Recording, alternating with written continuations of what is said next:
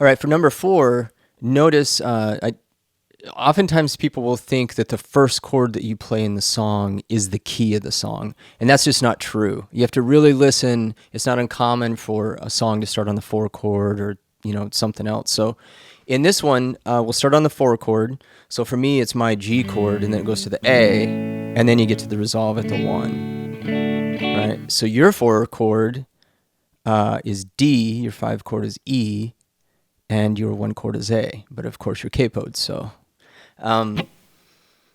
okay, so let's do this. Let's bring in a 12/8 one. Let's look at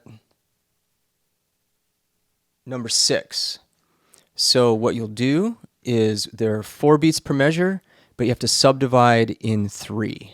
Okay, so it'll be 1, 2, 3, 2, 2, 3, 3, 2, 3, 4. So it'll feel slow, but the subdivision can be kind of tricky. The chords can come faster than you think. All right, here we go.